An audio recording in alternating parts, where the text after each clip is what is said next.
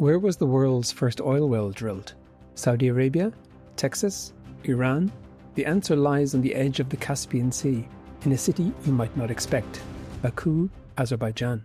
Azerbaijan means the land of fire. For thousands of years, natural gas seeped up through the earth across the Absheron Peninsula, where Baku sits.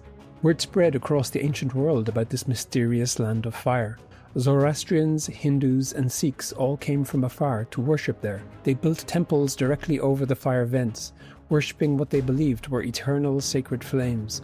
One of those temples, the Ateshka Temple, still stands outside Baku today. What the pilgrims were actually standing over was one of the largest concentrations of hydrocarbons on Earth. For millennia, people had gathered oil from where it oozed naturally to the surface, or dug it out by hand. That all changed in 1846, when Russian imperial engineers drilled the first mechanical oil well at Bibi Heibat, just south of Baku. A breakthrough that marked the beginning of the modern petroleum industry. Not Pennsylvania, not Texas. Those came over a decade later. Baku was first. News spread fast, attracting investors and industrialists to the city. The Nobel brothers built their Branobel oil empire here. They were joined by the Rothschilds, who financed the railway that first connected Baku oil to world markets.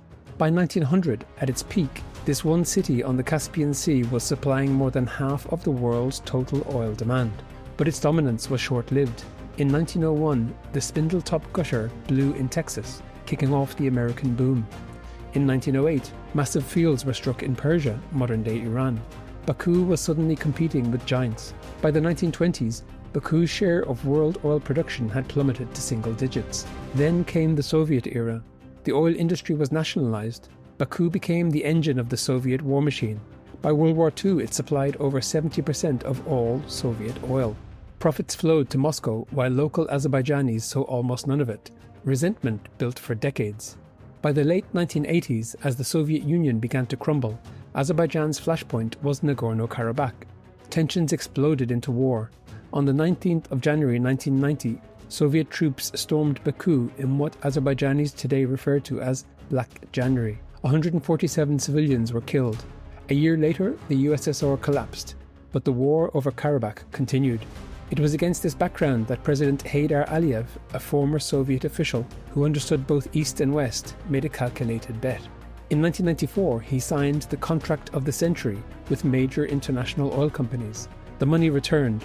A new pipeline gave Azerbaijan an export route free from Russian or Iranian control. Heydar Aliyev ruled until 2003. His son Ilham has governed ever since. Oil revenues transformed the country and funded its military comeback. In 2020 and 2023, Azerbaijan regained control of nearly all of its lost territory. Whatever you make of the politics and the Aliyev family's long grip on power, Baku itself is fascinating.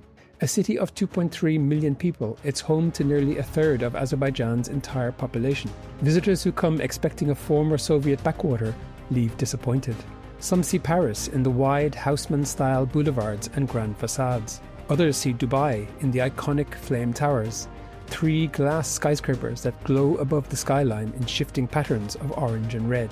There is something of Istanbul too, East meeting West, where alcohol flows freely and cosmopolitan life often trumps religious conservatism. But Baku is none of those places. It is something harder to categorize and more interesting for it.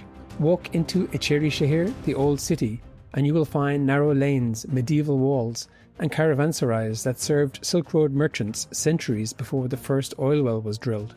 Step back out into the new city and the mood shifts entirely. A 16-kilometre seafront promenade stretches along the Caspian coast. Restaurants and bars spill out onto wide pavements late into the evening. Mosques stand near churches and synagogues. Today, Formula One cars race past the 1,000-year-old walls of the old city. The race has been controversial, residents displaced, neighbourhoods disrupted, but it's put Baku on the global map. This is a city where the call to prayer echoes over lively streets. Bars serve wine until midnight, and the restaurant scene rivals anywhere in the region. That tolerance runs deeper than government policy. It is the same spirit that drew Zoroastrians, Hindus and Sikhs to worship side by side at the same fire temple, centuries before oil was ever a commodity. Azerbaijan's oil won't last forever. No resource does. But long before the first well was drilled, this was the land of fire, a place that drew pilgrims from across the world. Long after the last barrel is pumped, that spirit will remain. The oil may run out, but Azerbaijan's fire will not.